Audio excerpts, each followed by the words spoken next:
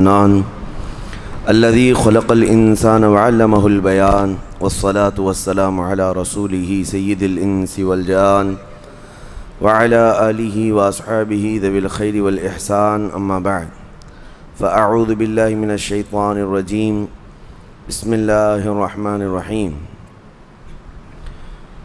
يا أيها الذين آمنوا إذا نودي للصلاة من يوم الجمعة فاسعوا إلى ذكر الله وذروا البيع ذلكم خير لكم إن كنتم تعلمون صدق الله مولانا العظيم۔ بارگاہ رسالت معاب صلی اللہ علیہ وسلم میں درود پاک کا ہدیہ پیش کریں۔ اللہم صلی علی سیدنا و مولانا محمد معدن الجود والکرم وآلہ واصحابہ الکرام وابنہ الکریم وبارک وسلم صلاة دائمة سرمدا ابدا۔ آج رمضان المبارکہ کا یہ آخری جمعہ ہے جس کو جمعۃ الوداع بھی کہا گیا۔ اس جمعہ کی بڑی فضیلت ہے اور اہمیت ہے۔ یہ مسلمانوں کی ہیبت اور مسلمانوں کی عظمت و شان کا مظہر ہے، اور پہلے سے بزرگوں میں اس کے اہتمام کا اور اس جمعہ کے خاص اہتمام کا ذکر ملتا آیا ہے۔ نبی اقدس صلی اللہ تعالیٰ علیہ وسلم اور ان کے صحابہ اور ان کے بعد امت کے اکابرین نے اس جمعہ کا بڑا اہتمام کیا۔ روایتوں میں یہ ملتا ہے کہ پورے رمضان المبارکہ میں جتنی رحمتیں روزانہ اترتی تھیں وہ ساری رحمتیں آج کے دن اللہ اتارتا ہے، اتنی برابر۔ اور نبی اکرم صلی اللہ علیہ وسلم کی ایک حدیث میں یہ بھی ہے کہ اس کی ساعتیں یعنی دن اور رات ملا کر 24 گھنٹے ہوتے ہیں، ان میں سے کوئی گھنٹہ ایسا نہیں ہے جس میں ہر لمحے اللہ کریم 6 لاکھ لوگوں کو جہنم سے آزاد فرماتا ہے۔ ہر لمحہ اس کا اس ماہ مبارکہ کے اس آخری جمعہ میں کاش ہمارا نام بھی وہ آزاد ہونے والوں میں شامل ہو جائے۔ عزیزان گرامی وقار، ایک روایت یہ بھی ہے کہ آج اللہ کے فرشتے زمین پر اترتے ہیں اور مومنین سے مصافحہ کرتے ہیں، اور شام ہونے تک افطار تک فرشتے ان کی مغفرت کی دعا کرتے رہتے ہیں۔ اللہ کریم میں جس مومن سے ملاقات کیا اس کی تو مغفرت فرما دے، تو اللہ تبارک و تعالیٰ فرشتوں کی سفارش پر ان کی مغفرت کا عام اعلان بھی فرماتا ہے۔ یہ آج کے دنوں کی بڑی خصوصیت ہے، اس لیے اس کا اہتمام بھی کرتے ہیں۔ اور ویسے دنیا بھر میں خصوصیت کے ساتھ آج کے دن کو یوم القدس کے نام سے منایا جاتا ہے۔ یوم القدس کا مطلب کیا ہے؟ رمضان کے آخری جمعہ کو بیت المقدس مسجد اقصیٰ کے تحفظ کی یادگاری کے لیے امت میں اس کو مشہور کر دیا گیا کہ کم از کم امت میں نئے بچوں کو، نئے جوانوں کو، نئی جنریشن کو یہ پتہ لگے کہ بیت المقدس کیا ہے، مسجد اقصیٰ کیا ہے، ورنہ تو یہ قوم بھول جائے گی۔ یہ دھیرے دھیرے ان کے ذہنوں سے ساری چیزیں ختم ہو جاتی ہیں۔ یہاں ہمارے ملک میں رہتے ہوئے اب نئے بچوں سے پوچھیں تو بابری مسجد انہیں نہیں معلوم۔ پرانے لوگ جانتے ہیں جن کے سامنے حادثے ہوئے ہیں، لیکن جو نئے لوگ دنیا میں آتے ہیں یا جوان ہوتے رہتے ہیں تو ان تمام چیزوں سے وہ واقف نہیں ہو پاتے۔ تو یہ علماء کی ذمہ داری ہے اور بڑوں کی یہ ذمہ داری ہے کہ یہ معلومات منتقل کرتے رہیں اپنی جنریشن میں۔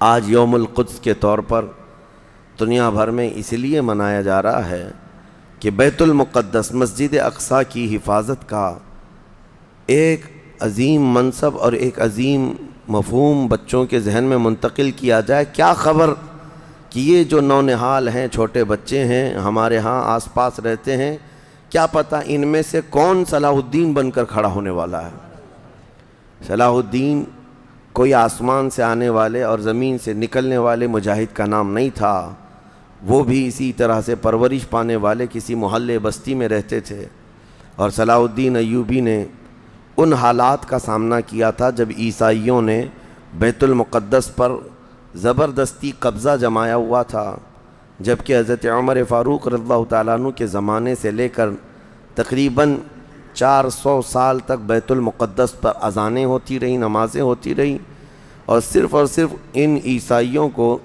وہاں آنے کی عام اجازت دی گئی تھی فاطمی دور میں۔ ویسے اگر میں تاریخ بتاؤں تو بیت المقدس روئے زمین پر یہ تیسرا اہم مرکز ہے مسلمانوں کا۔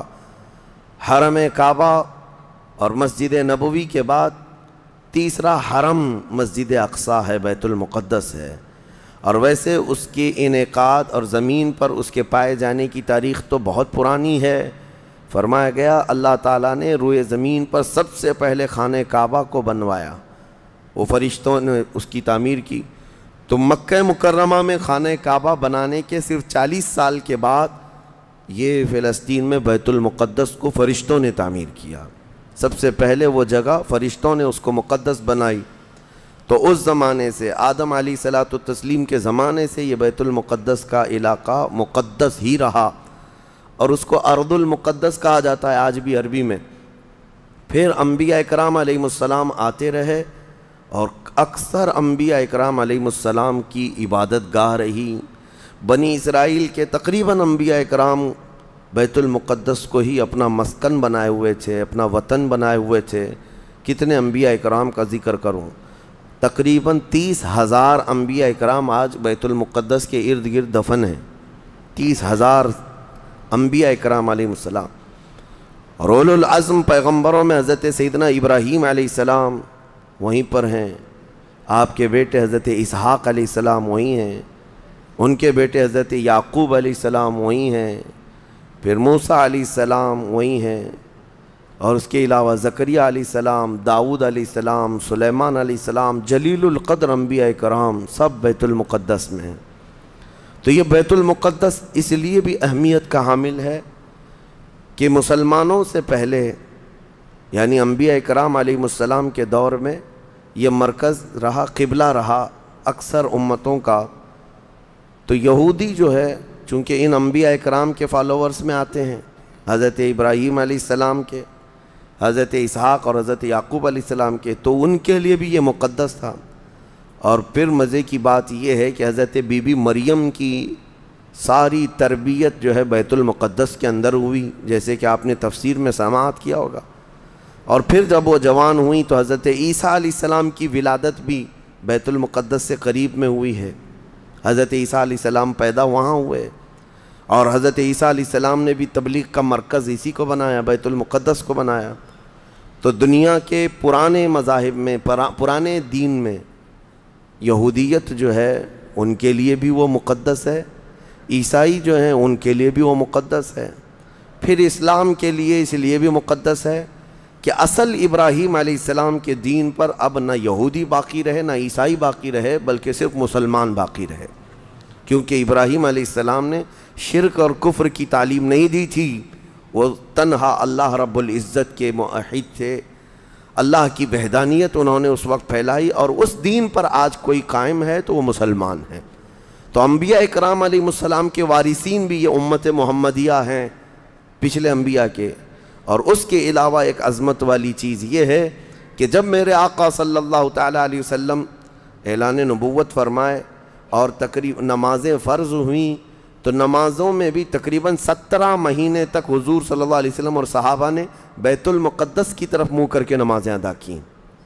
اس اعتبار سے ہمارا پہلا قبلہ وہی ہے، پہلا قبلہ جس کو قبلہ اول کہا گیا ہے۔ پھر حضور کی خواہش پر قبلہ بدل دیا گیا، خانہ کعبہ قبلہ ہو گیا ہمارا۔ اور ایک بڑی اہمیت اس بیت المقدس کی یہ بھی ہے کہ جب نبی اکرم صلی اللہ تعالیٰ علیہ وسلم معراج کی شب تشریف لے جا رہے تھے رب ذوالجلال کی ملاقات کے لیے، تو جبرائیل امین کے نے براق کی سواری کو حرم سے لے کر سب سے پہلے جہاں پر اتارا تھا وہ بیت المقدس ہے۔ بیت المقدس جہاں پر آج بھی وہ جگہ باقی ہے جہاں رسول کریم صلی اللہ تعالیٰ علیہ وسلم کی سواری براق کو باندھا گیا تھا، اور حضور نے اندر جا کر 1,24,000 کم و بیش نبیوں کو حضور نے امامت فرمائی تھی۔ یہ وہ بیت المقدس ہے جہاں سارے نبیوں نے میرے نبی کا خطبہ پڑھا تھا معراج کی شب، اور اس کے بعد رسول اقدس صلی اللہ تعالیٰ علیہ وسلم وہاں سے آسمانوں کا سفر کیے۔ تو بیت المقدس مسلمانوں کے لیے اس لیے بھی اہم ہے کہ میرے آقا کی امامت گاہ بھی ہے اور ہمارا قبلہ بھی ہے۔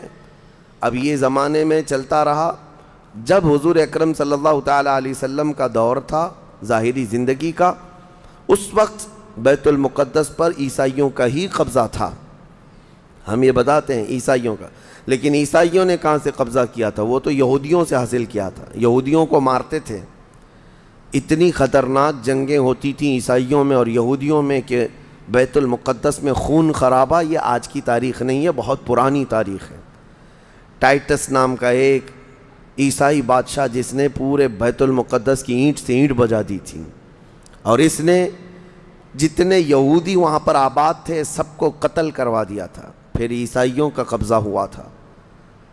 کتنے بڑے بڑے عیسائی بادشاہ آئے اور انہوں نے وہاں پر سوائے ظلم کے اور کچھ نہیں کیا بیت المقدس میں. یہ تو ان کی تاریخ چلتی تھی عیسائیوں کی، یہودیوں کی.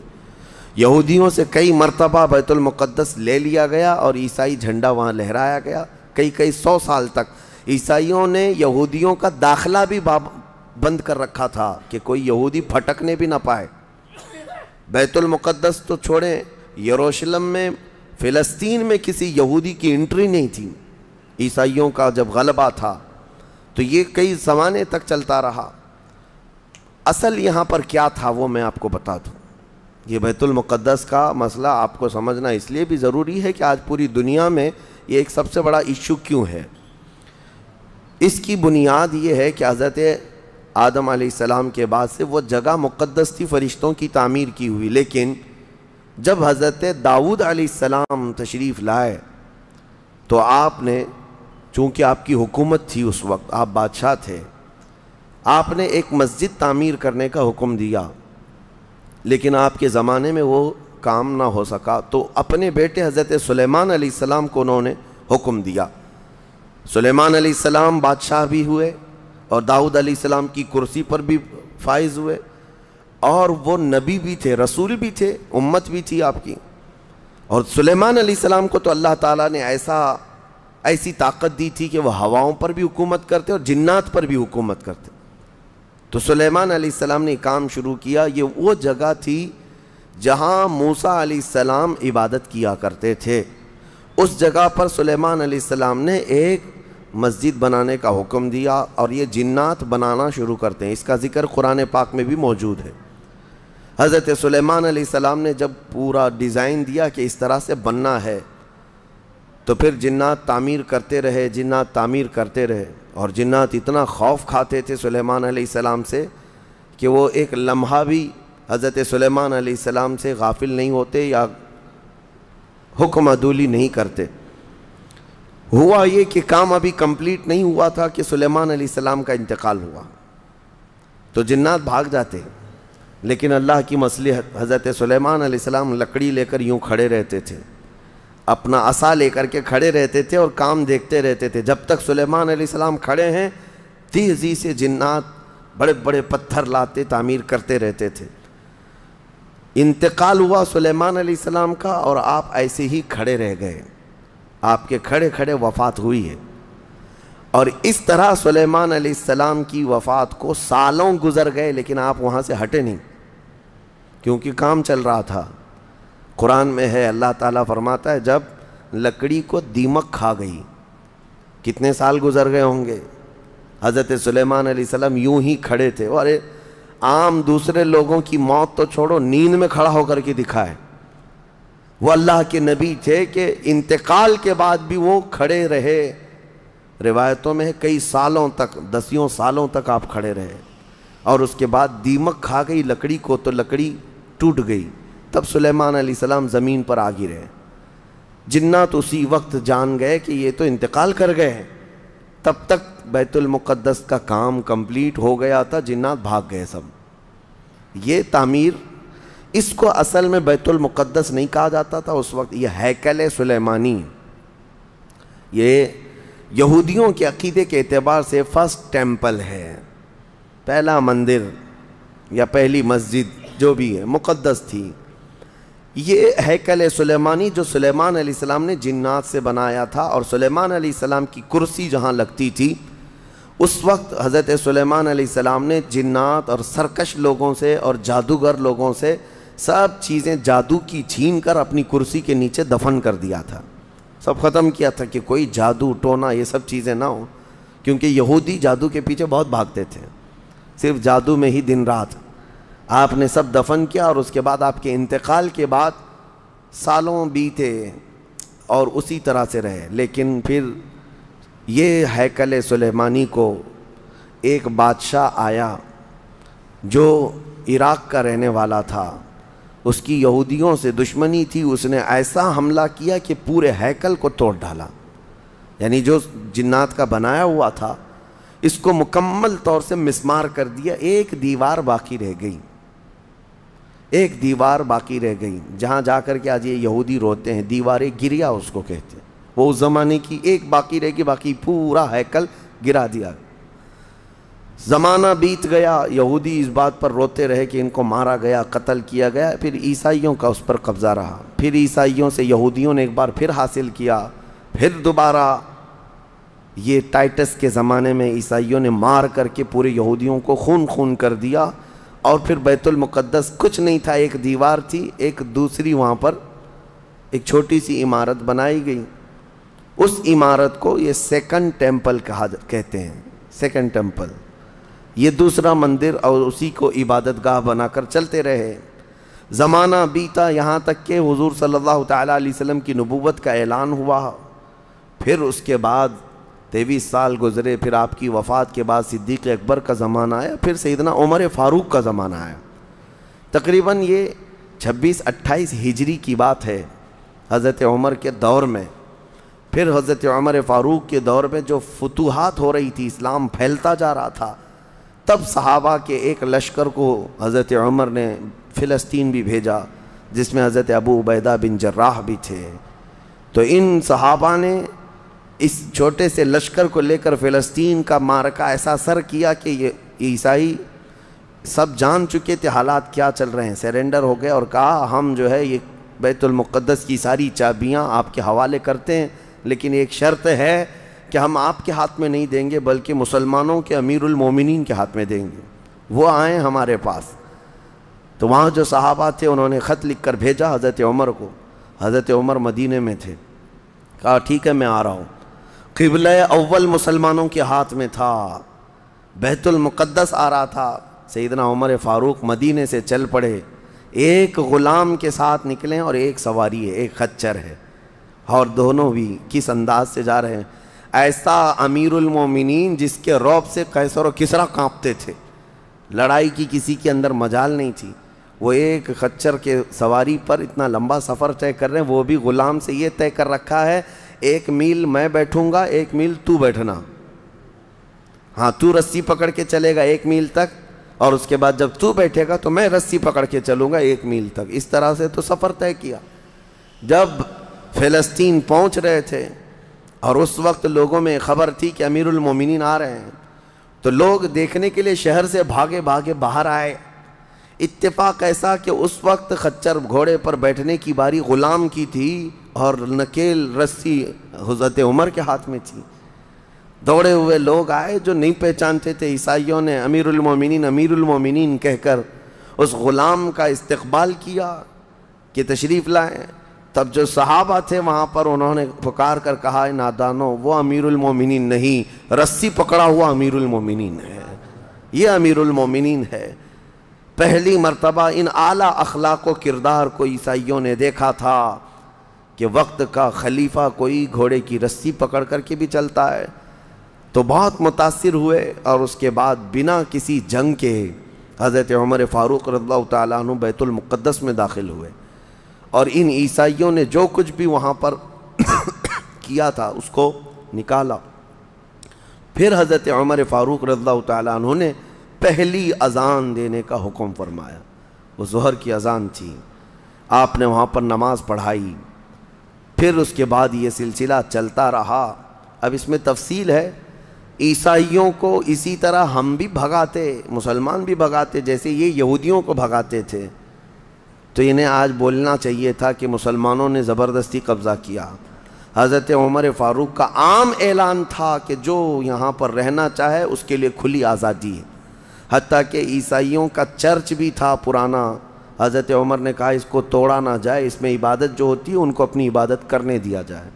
حضرت عمر چاہتے تو اینٹ سے اینٹ بجا دیتے، نکال کر صاف کر دیتے، لیکن آپ نے کھلی اجازت دی، اور عیسائی ویسے ہی باقی رہے۔ 400 سال تک یہ سلسلہ چلتا رہا۔ پھر فاطمی دور آیا، یعنی بنو عباس کی خلافت ختم ہوئی، فاطمیوں کا غلغلہ تھا، انہوں نے خلافت سنبھالی، لیکن وہ مضبوط نہیں تھے، کمزور خلیفہ آئے، جس کی وجہ سے صلیبی طاقتیں جتنی بھی تھیں سب آ کر کے اس خلیفہ پر قبضہ جما لیا، اور بیت المقدس میں اجازت پہلے مانگ لی کہ ہمیں آنے جانے کی اجازت دی جائے۔ جب آنے جانے کی اجازت مل گئی تو پورے علاقے پر زبردستی غاصب قبضہ کر کے وہاں سے سارے مسلمانوں کو ختم کر دیا، بہت مسلمانوں کا قتل کیا۔ فلسطین کی سرزمین یہودیوں کے قتل سے بھی بھری ہے، مسلمانوں کے قتل سے بھی بھری ہے، اور یہودیوں نے عیسائیوں کا بھی قتل کیا ہے، لیکن مسلمانوں کا قتل عام کر کے یہ زبردستی فائز ہوئے ہیں کہ اس پہ بیت المقدس پر یہ قبضہ جو ہے 87 ایئرز تک چلتا رہا، 87 سال تک۔ یہ اس وقت کا المیہ تھا کہ مسلمان خلیفے تھے، گورنر تھے، بہت سارے حکمران تھے، رونا روتے تھے، لیکن کوئی آگے بڑھنے کو تیار نہیں تھا۔ کردستان کا ایک شہزادہ صلاح الدین ایوبی جو نور الدین زنگی کے شاگرد تھے اور ان کی فوج کے سپاہی تھے، ان کو یہ روزانہ خبریں تھی کہ بیت المقدس میں سب کچھ اجاڑ دیا گیا ہے، مسلمانوں کی اذان بند ہے، وہاں نہ جمعہ کا خطبہ ہو سکتا ہے، نہ ہی عبادت کے لیے وہاں پر نماز پڑھی جا سکتی ہے۔ ایک دن گزر رہے تھے، انہوں نے ایک لکڑی کا ممبر بنوایا اور پھر عزم کر لیا کہ یہ ممبر میں بیت المقدس میں رکھ کر کے رہوں گا اور اس سے خطبہ دیا جائے گا۔ وہ ان کا عزم تھا اور اس پر لے کر کے چلتے رہے۔ تقریباً آپ نے 17 جنگیں لڑی ہیں، 17 جنگیں لڑی، اور صلاح الدین ایوبی کو جو درپیش مسائل تھے وہ کہا گیا ہے کہ پہلے تو انہوں نے جو روڈ میپ بنایا تھا اس حساب سے ان کو 2 سال کے اندر یہ جنگوں میں فتح کر لینا تھا، 2 سے 4 سال کے اندر ان کے دماغ میں یہ تھا کہ بیت المقدس کو میں حاصل کر لوں گا، لیکن فرماتے ہیں کہ اپنوں کی مخالفت اتنی تھی، جگہ جگہ سے کوئی مسلمان بیٹھا ہوا ہے، نواب بیٹھا ہے، کہیں کوئی کسی چھوٹے علاقے کا خلیفہ، کوئی گورنر، سب پکڑ پکڑ کر کے ان کی ٹانگ کھینچیں، ان کے فوجیوں میں ورغلائیں اور الگ الگ وسوسے ڈالیں، جس کی وجہ سے پہلے اپنوں سے بھڑتے بھڑتے آپ کو 18 سال لگ گئے۔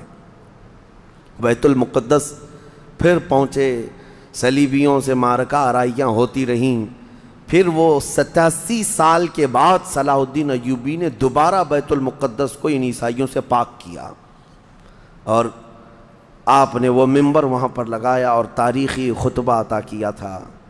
اس کے بعد وہ بیمار ہو گئے صلاح الدین ایوبی رحمۃ اللہ تعالیٰ علیہ۔ 17 جنگیں جس نے لڑیں، اور عیسائی آج بھی صلاح الدین کے نام سے ڈرتے ہیں، اور بہت سارے تعریف بھی کرتے ہیں کہ ایسا جرنیل ہم نے دیکھا ہی نہیں دنیا میں صلاح الدین ایوبی کی طرح۔ وہ خون کا پیاسا نہیں تھا، وہ امن کا پیاسا تھا۔ کتنے تو قیدی ایسے آتے تھے جن کو وہ صرف ایگریمنٹ کر کے آزاد کر دیتا۔ عیسائی اس بات پر آج بھی اقرار کرتے ہیں کہ جنگوں میں قید جو ہونے والے کو کوئی چھوڑتا نہیں ہے، لیکن صلاح الدین ایوبی ایک نہیں لاکھوں لوگوں کو آزاد کیا ہے، 1000 بھی نہیں، لاکھوں لوگوں کو آزاد کیا ہے صلاح الدین ایوبی رحمۃ اللہ تعالیٰ علیہ۔ اللہ ان کی تربت پر کروڑوں رحمتیں نازل فرمائے۔ حیرت کی بات یہ ہے کہ ان کا آخری وقت آیا تو رونے لگے، بستر پر رو رہے تھے۔ لوگوں نے پوچھا کہ کیا بات ہے؟ صلاح الدین ایوبی کہتے ہیں میں نے منت مانگی تھی اللہ سے کہ اے اللہ بیت المقدس فتح ہو جائے تو میں حج پہ جاؤں گا۔ کہا تو پھر کیا ہوا؟ کہا میرے پاس اتنے پیسے نہیں ہیں کہ میں حج کر سکوں۔ یہ وقت کا وہ عادل حکمران جس کی تاریخ عدل سے بھری ہوئی ہے، لیکن یہ بھی تاریخ ہے کہ مال لوٹ کر کے اگر اپنا محل بنایا ہوتا تو صلاح الدین کے بہت سارے آج محلات ہوتے، لیکن وہ آخر وقت بستر پر اس غم سے رو رہے تھے کہ میرے پاس حج پہ جانے کے لیے پیسے نہیں ہیں، جس کے زیر نگیں کتنے علاقے آتے تھے اس وقت، بہت سارے علاقوں کا وہ خلیفہ۔ لیکن میرے عزیزو، اسلام کی سچی تاریخ ایسے ہی خلفاء سے ہے، ایسے ہی خلفاء سے نظام ہے۔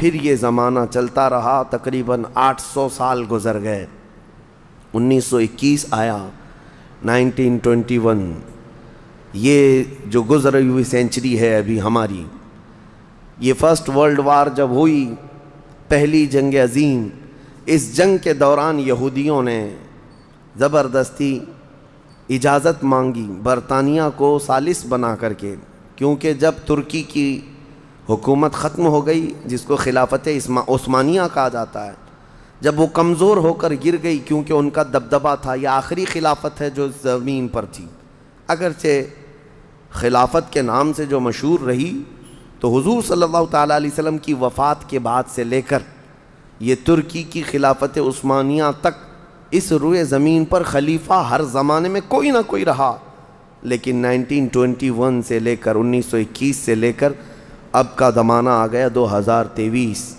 اتنے سال، 100 سال گزر گئے، پوری دنیا میں اب کوئی خلیفہ مسلمانوں کا نہیں رہا۔ بادشاہ تو بہت سارے ہیں، امیر المومنین اور خلیفہ کے نام سے اس روئے زمین پر اب کوئی نہیں۔ ان ظالموں نے ہماری خلافت کے نظام کو مار ڈالا، ختم کیا، خلافت کو زمین سے ختم کیا۔ اب لوگوں کو نیا لگتا ہے کہ خلافت کا مطلب کیا ہے۔ خلافت ایک نظام ہے، پورا نظام ہے۔ جب ڈیموکریسی ایک نظام ہے، کمیونزم ایک نظام ہے، تو اسی طرح سے خلافت جو ہے میرے مصطفیٰ کے نظام کا نام ہے۔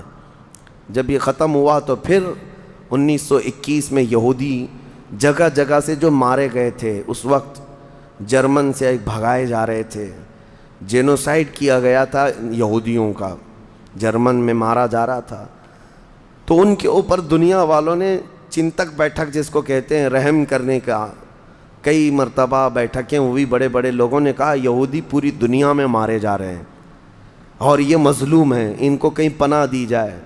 پناہ دینے کے لیے جب بات آئی تو فلسطین کا ایک چھوٹا سا علاقہ 4000 یہودیوں کو رہنے کی اجازت دی گئی۔ 1921 سے 4000 یہودیوں کو رہنے کی اجازت دی گئی، اور پھر جب وہ 4000 یہودی رہے تو بڑھتے بڑھتے دنیا بھر سے لوگ ہجرت کر کے یہودی وہاں جاتے رہے، اور تقریباً 1948 1947 1947 جب ہمارے ہاں آزادی کا مسئلہ چل رہا تھا، تب تک یہودی جو ہے لاکھوں کی تعداد میں وہاں جمع ہو چکے تھے، اور جمع ہو کر کے ان لوگوں نے، اور اسی وقت ہٹلر کا دور بھی ختم ہوا تھا، اور ہٹلر نے ان کو بہت مارا تھا، جس کو ہولوکاسٹ کہا جاتا ہے، اور بہت زیادہ ظلم کیا تھا، تو یہ سب بھاگ کر کے فلسطین میں جمع ہوئے، اور پھر ایک ایگریمنٹ سائن کروا لیا گیا دنیا کی بڑی بڑی طاقتوں سے کہ یہ اسرائیل ایک کنٹری ہے۔ فلسطین کو 2 حصوں میں بانٹ دیا گیا، آدھا عربوں میں، آدھا یہودیوں میں، فلسطین کے 2 حصے کر دیے، تو آدھا یہودیوں کو ملا تو ٹھیک ہے، لیکن اس کے غصے میں عربوں میں جنگ شروع ہوئی۔ 1948 کے بعد پھر جنگوں کا آغاز ہو گیا، جارڈن، سیریا، مصر، ان لوگوں نے اسرائیل کے ساتھ، انہوں نے نئی کنٹری کا نام اسرائیل رکھا تھا، جنگ کیا۔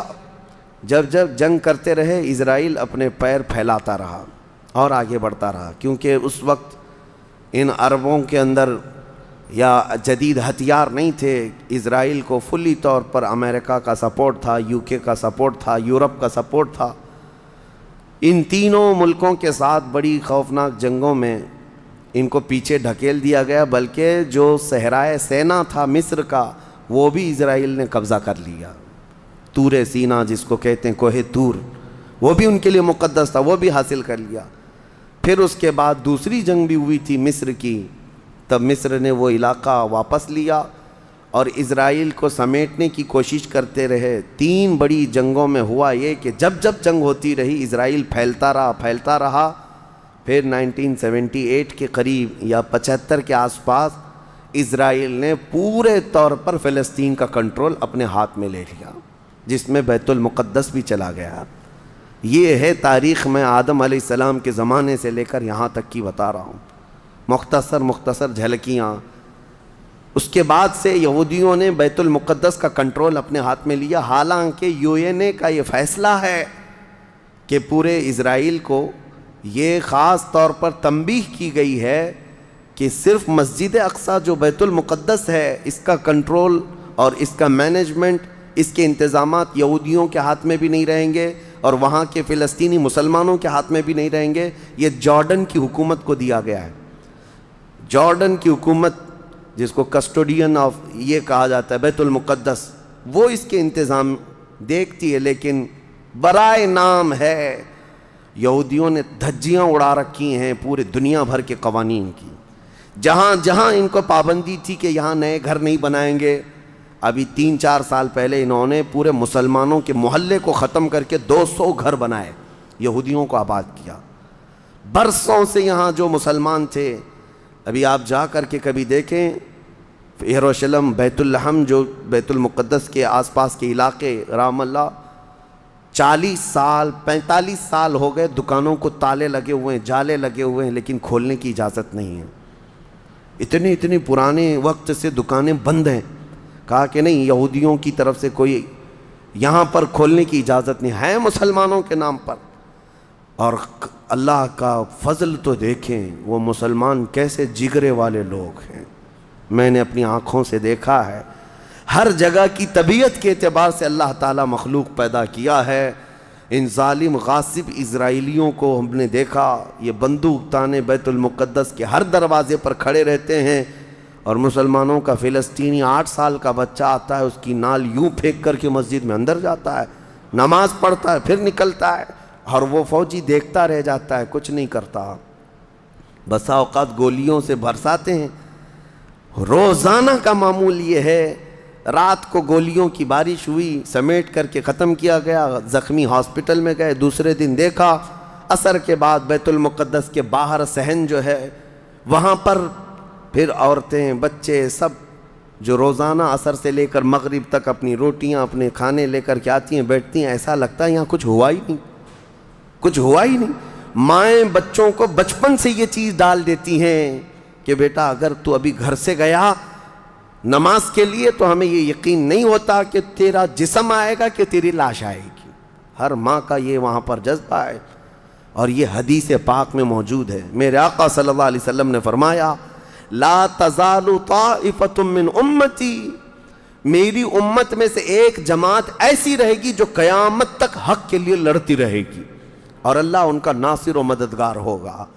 بیت المقدس کی یہ تاریخ آج، بیت المقدس کو انہوں نے خون میں نہلا رکھا ہے، یہودیوں کا زبردستی اس پر قبضہ ہے۔ اب یہ چاہتے کیا ہیں، یہ بھی میں آپ کو بتا دوں، یہ چاہتے ہیں کہ یہ مسجد اقصیٰ جو تعمیر ہوئی، یہ حضرت عمر کے حکم سے ہوئی، پھر اموی خلفاء جب آئے، خلیفہ ولید بن عبد الملک، اس نے پوری مسجد بنوائی، اور یہ جو پیلا گنبد آپ دیکھتے ہیں، قبۃ الصخرہ، جو مسجد اقصیٰ سے جس کو مشہور کیا گیا ہے، یہ قبۃ الصخرہ ہے، ڈوم آف راک جس کو کہتے ہیں، یہ اصل اس سے لگی ہوئی ہے بیت المقدس کی مسجد پرانی، اس کو شو نہیں کرتے، اس کو یہ گرا کر کے، اس کو پورا زمین بوس کر کے 3rd ٹیمپل بنانے کا پلان ہے۔